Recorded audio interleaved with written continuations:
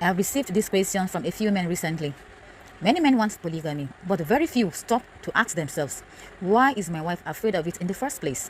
Sir, the fact that you even want to convince your wife instead of forcing the matter already shows that somewhere in you, you still care about her feelings, and I truly, truly appreciate that. In fact, I applaud you on behalf of her.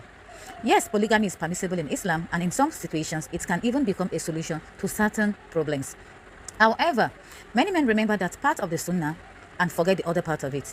The Sunnah also teaches a man to truly love his wife, to provide for her needs, to give her privacy and decent accommodation, to care for her emotional needs, not just financial ones, to satisfy her intimately, to ensure the children are properly cared for without constant suffering or delay.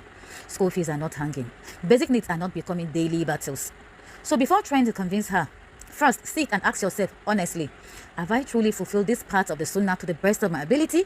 Be sincere to yourself. Because sometimes a woman is not afraid of polygamy itself. She's afraid of neglect. She's afraid of injustice. She's afraid of becoming emotionally abandoned while still being called a wife. A marriage that was once beautiful could easily turn sour and change lives drastically.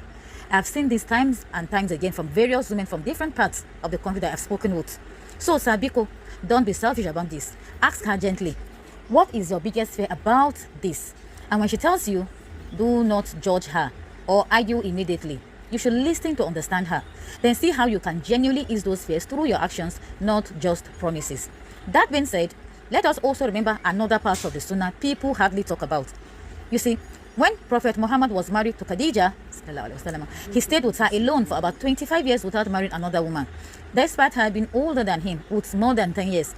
Despite her being a widow, he loved her deeply, he honored her and remained devoted to her throughout her lifetime. In fact, he did not even marry another wife in her lifetime. She was his only wife.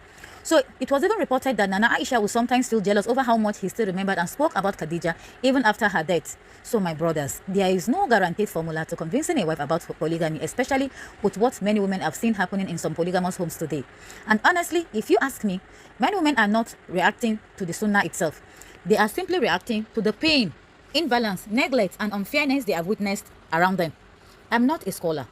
I'm simply a trained counselor with years of experience dealing with people, marriages, emotional wounds, and family challenges. I'm dealing with a lot of women that have been broken all due to polygamy. But there is one opinion I believe, I know that this opinion can help you on this matter.